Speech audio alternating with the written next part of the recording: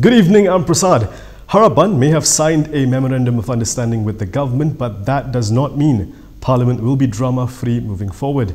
Opposition MPs today pushed to remove the Speaker, but instead, one DAP MP ended up being kicked out. The opposition's attempt to remove Dewan Rakyat Speaker Azhar Azizan Harun today resulted in chaos. Jelutong MP RSN Rayer was also kicked out of the House for calling Deputy Speaker Mohd Rashid Hasnon an embarrassment. Rashid had previously rejected the motions to remove Azhar. The opposition MPs then urged for Rashid to enter the Dewan Rakyat so he can explain his decision in rejecting the motion. Rashid told the House that he had rejected a number of motions about vacating the Speaker's position due to technicalities. Rayer was kicked out of the House after he was asked by Rashid to retract his statement several times. Saya minta Jelutong tarik balik ayat memalukan. Tarik balik. You kalau keluar. Saya keluar balik Jelutong. Keluar sendiri kalau keluar. Tarik balik. You have no legality. Tarik balik Jelutong. Terima kasih Speaker, saya tidak tarik balik. Itu adalah kelakuan yang memalukan. Warning. Jelutong tarik balik ayat memalukan. Terima kasih Speaker. Senyap. Tak, ini sekarang chair saya. Saya nak minta supaya tarik balik ayat memalukan. No, Speaker. Betul, tarik balik. To answer the House. You cannot use your authority. Memalukan di dalam dia. 3 kali. Jelutong, saya arahkan bentara minta Jelutong keluar sekarang. Timbangan Speaker yang keluar. Letak jawatanlah. Sudah pukul 1 lah. Letak jawatanlah. Saya minta bentara jalankan tugas, keluarkan Jelutong sekarang. 2 hari.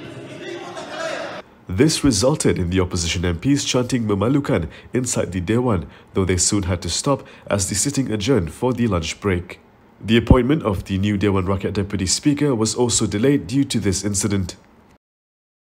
Mohd was willing to make Harapan an offer so that he could remain in power, but they rejected it. Today, Anwar Ibrahim explained why he accepted Ismail Sabri's offer instead. Opposition leader Anwar Ibrahim said Pakatan Harapan had rejected the offer made by former Prime Minister Mohd previously because no formal talks were held. Anwar also said Mohd's offer was made when the Bersatu President had lost the support of the majority of MPs in Dewan Rakyat. Apa yang dilakukan oleh Yang Muhammad berbeza. Dia menang, dia dapat majoriti walaupun sangat kecil. Itu pun mesti tahu.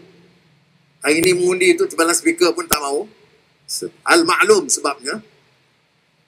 Tetapi sekurang-kurangnya tak salah saya hari kedua, hari ketiga terus dia panggil. Dan ada orang ketegur, orang kritik saya. Buat apa nak susah-susah payah? Saya kalau dijemput, kita pergi.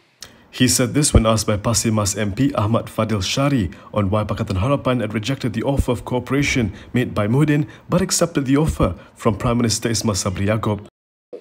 Ada orang buat kecaman yang sangat kasar. Saya sebut, kita ni baik-baik kita ingat kita baik. Kita tidak mungkin lebih baik daripada Nabi Musa AS. Buruk-buruk mana-mana pemimpin yang kita caci pun tidak mungkin lebih buruk daripada Firaun. Jadi kalau Nabi Musa bersedia jumpa Firaun, takkanlah kita tak boleh jumpa yang kerdil dan hina ini. Okay? Malaysians have complained about confusing COVID-19 SOPs since the start of the pandemic. Now, as we move into the endemic phase, the government is looking to simplify things. Senior Minister Shamuddin Hussain announced today that the government is planning to reduce the current standard operating procedures in the National Recovery Plan from 181 to only 10 in the near future. Kita kurangkan dan pemudahkan hanya kepada 10 SOP. It will give me a bit of time, but I think it will be a lot easier for the public to understand by reducing 181 SOPs to 10. The change is expected to take place before the country's transition to the endemic phase, set to take place in October. He said he will work with 3 other ministers to refine efforts towards streamlining the existing SOPs so that these are better understood by the Rakyat, industries and those who carry out enforcement. He added that the effort to streamline the SOPs that have been used for over a year will certainly take some time, but the government is committed to settling this before the transition into the endemic phase. Saya saya Nur Aini binti Abdullah. Anak saya Saswani binti Besa umur 19 tahun. Dia ada penyakit kencing manis. Baru sebulan tu. Lepas 2 minggu dia rasa mata dia boleh nampak sikit lah. Mungkin gula dia ada kawal dendam. Mata dia boleh nampak, kalau gula tinggi dia macam kabur sikit. Dulu dia insulin kan.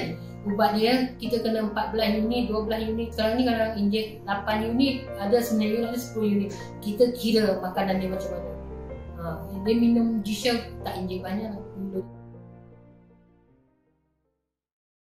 Mothers of overseas-born children are appalled that the government is set to appeal a recent court decision in their favour. Mothers of overseas-born children are appalled by the government's decision to appeal against their victory of automatically granting Malaysian citizenship for their children. Previously, on September 9th, the Kuala Lumpur High Court had ruled that the constitutional provision, which only granted automatic citizenship to overseas-born children if the father is Malaysian but not if the mother is Malaysian, was discriminatory.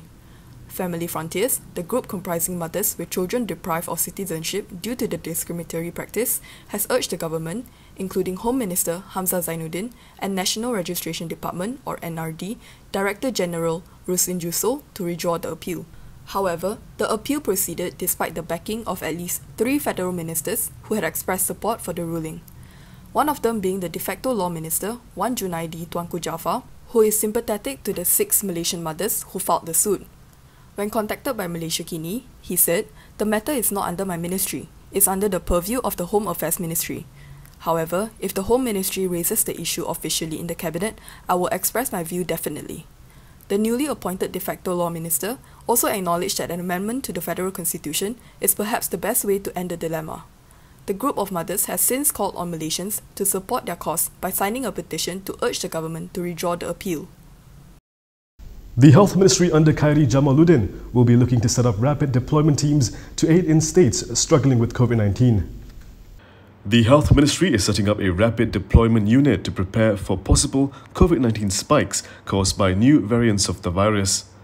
Earlier today, Health Minister Khairi Jamaluddin informed Parliament that the unit would be able to set up modular ICUs and send oxygen supplies to any states in need. Jadi isu ini kita akan pastikan bahawa tidak berlaku seperti mana dahulu, di mana tidak ada katil yang mempunyai kemudahan oksigen yang mencukupi seperti mana yang berlaku beberapa bulan yang lepas. Terima kasih. Terima kasih, Pak Menteri.